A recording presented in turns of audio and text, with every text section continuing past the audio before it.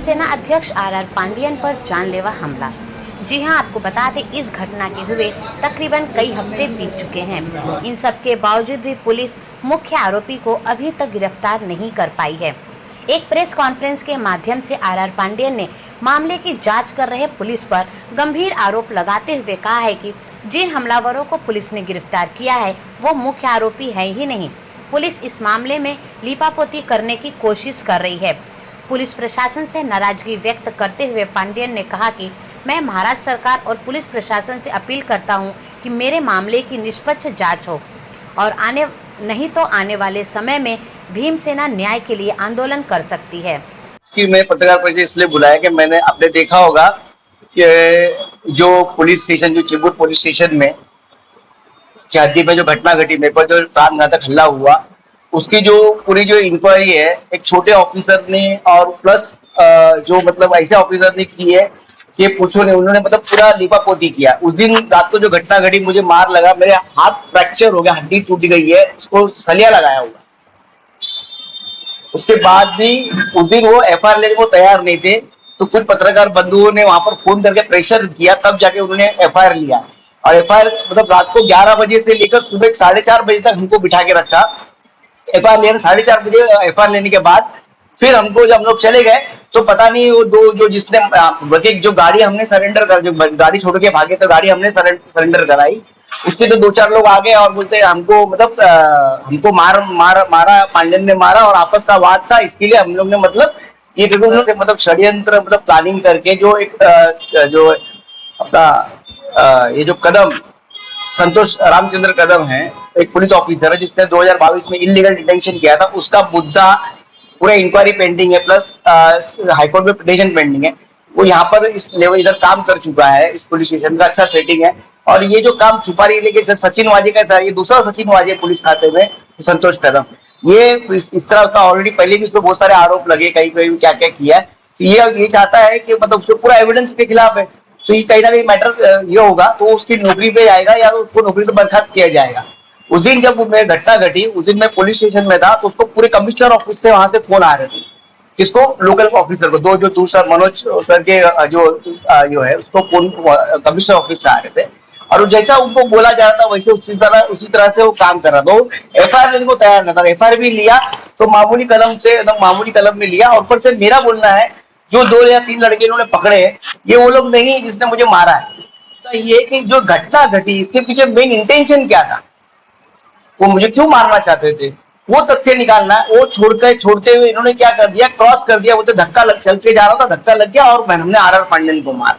जिस अधिकारी के खिलाफ जो आपने मैं कंप्लेंट कर रहा हूँ, वो अधिकारी के खिलाफ अपना हाईकोर्ट में पिटीशन पेंडिंग है और ऑलरेडी उनकी इंक्वायरी इधर आरसीएफ में एसीपी के पास है, जो हमको बुलाते ही नहीं। हमने लेटर भी दिया है कि एसीपी को, कि आरसीएफ में जो एसीपी को, भाई हमको बुलाओ, हमको इन्वेस्टिगेशन करना है, जो एविडेंस हमने लगाया उसके बारे में आप ये करो करके।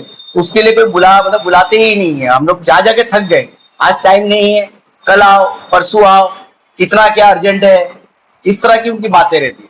ये अंदर करके इनका इस्तेमाल करके मेरे तरफ मतलब प्राणघातक हमला कराया है। और जो लोग मुझे मारना जो आए उनका कोई रोल नहीं है, मतलब उनको मुझसे कोई इंटरेस्ट ही नहीं है। वो जो कुछ किया है, जो ऊपर से जो उनको जो पैसा देके जो उनके आका ने कराया, उन्होंने किया।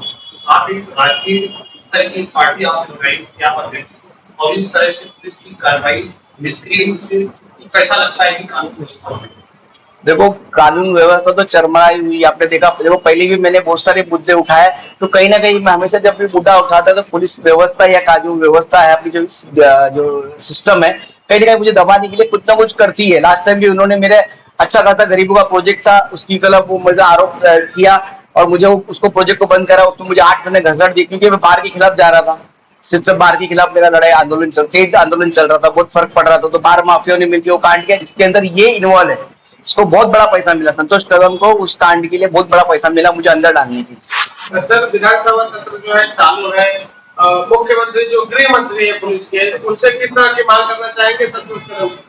मैं अपने जो गृह मंत्री है उनसे ये रिक्वेस्ट करूंगा कि पहले इसको ना सिस्टम से सस्पेंड करके बरतरफ करके इसकी जो जांच है ना कि अच्छे डीसीपी लेवल के ऑफिसर के थ्रू इसका ये पूरे जो पहले का जो एफआईआर हुआ है, जो अभी जो एफआईआर हुआ है, ये सब की जांच इसको सिस्टमैटिक हाई लेवल से इंक्वायरी करके जो भी इसका तथ्य है वो सामने लाए। ऑफिसर का नाम बताइए। संतोष रामचंद्र कदम, अभी मुंबई पुलिस कमिश्नर ऑफिस में वो उधर है। संतोष कदम के आपसे क्या पर्सनल दुश्मनी है? पर्सनल दुश्मनी कुछ नहीं है, वो एक मतलब के सिस्टम का एक प्यादा है। उसने क्या किया है कि मुझे जब मैं बाहर का मुद्दा जब चल रहा था तो उस टाइम मुझे उसने बुला के मुझे बोला था कि ये जो बाहर का मुद्दा तुम हटा दो, इसको बंद कर दो, बोला तो तकलीफ होगी। तो मैंने उस चीज को माना नहीं, मैं एग्री नहीं हुआ, क्योंकि पूरे वाशी से कुछ जो वाशी से जो कुछ ऑफिसर्स थे, वाशी का बहुत बड़ा था, तो आते थे इधर मिलते थे, तो यहाँ से उनको कुछ उनकी सब सेटिंग हुई, वही भी मतलब उनका जाना। तो क्या हुआ उस टाइम, उनका क्या आपस में साटे लोटे हुए कि उस टाइम उन्होंने मुझे बुला के बोला कि भाई पांडन ये सब तो बाहर के मुद्दे से दूर रहे तो वो तकलीफ में आएगा, तो मैंने एग्री नहीं किया। तो फिर इन्होंने अपना घर का कुछ कंप्लेंट थे उठा के, उस कंप्लेंट के अंदर उसने एफआईआर बना के मुझे 25 तारीख को अरेस्ट किया, 25 तारीख को उठा लिया और मुझे डिटेक्शन 26 तारीख का दिखाया, पूरा एक दिन बाद। वो सब पूरा एविडेंस मैंने जमा किया, पूरे एविडेंस एक इसका एविडेंस है जमा किया। इसका ट्रांसफर हो गया है 24 अप्रैल को, और ये तक 26 अप्रैल का एफआईआर लिख रहा है, उसका डिटेल में ट्रांसफर, वो सब पूरा आरटीआई से अपने इन्फॉर्मेशन निकाल के पूरा एप्लीकेशन मैंने डाला हुआ है। कोर्ट में भी आपने देखा, हाईकोर्ट में भी ऐसा है ना कि पैसा देके डेट आगे पीछे कर सकते हैं। अभी हमने डेट डाल के एप्लीकेशन डाला, पिटीशन, उधर जब डेट आता है तो डायरेक्ट रीच नहीं होता, डायरेक्ट 90 नंबर 60 नंबर ऐसा होता है कि रीच ही नहीं होता। सर, एक बहुत बड़ा सवाल उठता है, एक पुलिस अधिकारी, दूसरा जो लोग पकड़े गए उनको निर्दोष साबित करना, तीसरा एफआईआर लेने में देरी, क्या पूरा ये मामला क्या नजर आता है आपको? टेक्निक अगर आप पहले क्या पूरा मामला नजर आता है? ठीक है, समझ करना के बाद निर्दोष व्यक्ति के अपराध के गिरफ्तार किया, तो कैसा पूरे मामले को कैसे आप देखते?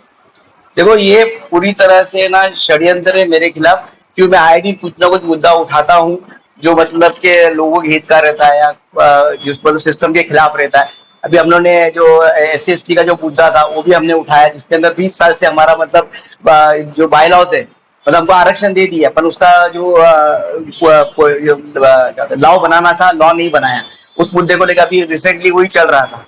इसका मतलब सिस्टम के अंदर मतलब हमारा लेटरिंग थ्रू सब चल ही रहा है, भले हम आंदोलन मोर्चा नहीं कर पा रहे, लेकिन हम लोग पेपर वर्क से मतलब संघर्ष चालू है। तो ये सब चीज को कहीं ना कहीं रोकना चाहिए, क्योंकि ये सब मतलब मुझे कहीं ना कहीं मतलब आड़ा डालने के लिए सब किया जा रहा है। सर, बहुजन नेता के रूप में आपका नाम जो है उभरता हुआ आ रहा है, और बहुजन नेता पर हल्ला होता है, पुलिस जिस तरह से धीमी गति से चल रहा है उस पर मतलब क्या लग रहा है? देखो, अम्बेडकरी मूवमेंट में पहला बहुत एकता थी, लेकिन जब से कुछ जो अम्बेडकरी नेता, जो बहुजन नेता बीजेपी के गोद में जाके बैठ गए, उनको लॉलीपॉप दे दिया बीजेपी ने, तो आप किसी अम्बेडकरी मतलब तो लोगों को मारो भी हो, अत्याचार भी हो, तो कोई आवाज नहीं उठाता। क्यों? क्योंकि लॉलीपॉप दिया, वो चूसते बैठे हुए। इसकी वजह से हमारे पास अगर और भी हल्ला होगा, हमारी जान भी चल जाएगी, तो कोई आदमी हिलेंगे नहीं। क्यों बोलेगा अरे वो ये है, वो ये है, सब पार्टी के नाम से, इसके नाम से, जाति के नाम से लोग डिवाइड करके लोग काम करते हैं। इस तरह का मतलब जैसा मैं चला गया 4:30 बजे, अचानक 2 आदमी आ जाते हैं, खुद ही बोलते कि मुझे पांडन ने मारा, और इनका उन्होंने मेरे को बुलाया भी नहीं, कुछ क्रॉस केस ले लिया, मतलब मेरे खिलाफ 24 ले लिया, और प्लस क्रॉस तो ले लिया, दिखाया भी नहीं कौन है, क्या है, कैसे लोग थे, क्या उसको मतलब पकड़ा भी, उसका रॉड भी रिकवर हो गया, और तो जेसी भी हो गया, और तो बेल भी हो गई। इससे बड़ी बात है वो बेल भी हो गई। Very good. देखो, अभी मैं प्रेस कॉन्फ्रेंस के थ्रू अपनी जन जागृति कर रहा हूँ, और मैं अपने सभी भीम सैनिकों को अपील करूंगा कि इस मुद्दे को मतलब शेयर करें, जो मुद्दा चल रहा है उसको शेयर करें, और जो सरकार है उसको जगाए। नहीं उसके बाद भी कुछ होता है या कोई इंक्वायरी नहीं बैठती है, तो हम लोग जो अम्बेडकर गार्डन है वहां पर मतलब 8-10 दिन का हमने टाइम दिया है, उसके बाद आपको इन्फॉर्म करेंगे। हम उधर भूख हड़ताल पे बैठने वाले, और पूरे महाराष्ट्र से अपने जो भीम सैनिक आके उधर बैठे। सरकार से क्या आपकी डिमांड है? सरकार से ये डिमांड है कि जो मेरा जो अत्याचार हुआ है, जो हो रहा है जानबूझकर, ये मेरा दूसरा हल्ला है। इससे पहले भी 2022 में मेरे पे हल्ला हुआ था, मेरी गाड़ी पर हल्ला हुआ था, उसका मैंने फुटेज भी दिया, तो भी उसमें कोई गिरफ्तारी नहीं की, वो भी ट्रॉम्बे सेक्शन में हुआ था, कोई गिरफ्तारी नहीं हुई थी, कुछ नहीं हुई थी, वो भी मैटर इसी दब के चला गया, नॉर्मल एनसी लिया उन्होंने, बल्कि फुटेज मिला था, फुटेज किसने तोड़ा उसका फुटेज मिला था, उसको गिरफ्तार भी नहीं किया, कुछ भी नहीं किया। उसके बाद मैं जेल चला गया था, तो वो पूरा मैटर दब गया। उसके बाद अभी वापस आया हूँ, तो अभी दूसरा हल्ला है, पहला हल्ला नहीं दूसरा हल्ला है। अभी भी मतलब पुलिस लीवापोती कर रही है। मतलब मैं यही बोल रहा हूँ कि जानबूझकर हो रहा है मेरे पर, और ये सोच समझ कर हो रहा है। सर क्या लग रहा है कि बहुजन समाज का आवाज जो है दबाने की कोशिश चल रही है? बिल्कुल बिल्कुल, बहुजन समाज का आवाज तो दबाया जाता है, आज से नहीं सदियों से दबाया जाता है। जो भी बहुजन नेता भी, आज मैं पढ़ा लिखा इंटेलेक्चुअल हूँ, हर बात पे उनको आंसर दे सकता हूँ, तो ऐसे लोग को लोग नहीं चाहते कि आगे बढ़े। सर, सुरक्षा के मामले में आप असुरक्षित महसूस करते हैं वर्तमान समय में? क्या सुरक्षा की? बिल्कुल असुरक्षित महसूस कर, अभी मैं घर से निकलता हूँ तो डर लगता है, पता नहीं कोई नया चेहरा दिखता है तो पता नहीं कौन होगा क्या होगा, तो डर तो लगा ही रहता है। मुझे मेरे परिवार, मेरी 4 बेटी है, मुझे उसका भी डर लगता है। पर इन लोग उन लोग उनको सुरक्षा नहीं देंगे, हम लोग सुरक्षा नहीं देंगे। ये लोग देते किसको, जो ऑलरेडी वीआईपी, जो ऑलरेडी जेड, उनको ही सिक्योरिटी बढ़ाते हैं लोग, जिसको जरूरत है उसको नहीं देते। सर, इस मामले में क्या आप इस मामले में जो इन्वेस्टिगेशन सही तरीके से हो, री इन्वेस्टिगेशन हो, क्या इसलिए आप जो कोर्ट का करेंगे? मैं इस री इन्वेस्टिगेशन हो, यही तो मेरी मांग है। कोर्ट का रुख नहीं करेंगे हम, पहले सड़क पे उतर के जन जागृति करके सिस्टम को मोड़ने की कोशिश करेंगे। सिस्टम खुद इसकी दखल ले और एक अच्छे ऑफिसर को अपॉइंट करे जो नॉन करप्ट हो, और इसका इंक्वायरी करे, जो सच है वो सामने दे। सर बार बार आपने एक मुद्दा जो है पकड़ के रखा है राजनीति में कि बाबा साहब जी का जिस दिन जो 6 दिसंबर रहता है, उसको ड्राई डे घोषित करने के लिए आपने काफी संघर्ष किया है। आगे क्या करना चाहिए? देखो, पिछले 10-12 साल से जो बाबा साहब का जो ड्राई डे का मुद्दा, बाबा साहब महापरिनिर्वाण दिवस ड्राई डे, सभी महापुरुषों के इसमें महापरिनिर्वाण दिवस पे ड्राई डे है, तो बाबा साहब के महापरिनिर्वाण दिवस से क्यों नहीं? ये लड़ाई हम लोग पिछले 10-12 साल से हम लोग लड़ रहे, पर हम शांतिपूर्ण ढंग से लड़ रहे, इसलिए लोगों को उसका मतलब सरकार मतलब इम्पैक्ट नहीं आता है। सरकार को आदत पड़ गई जो मार तोड़ घोड़ फोड़ करे, जब मन से जैसा करती है उस तरह का कोई तोड़फोड़ करे तो इनको नींद खुलती है। और हम लोग क्या बाबा साहब के सिपाही, हम लोग खून खून बहाना नहीं चाहते, इसके लिए हमारी आवाज जल्दी सुनी नहीं जाती।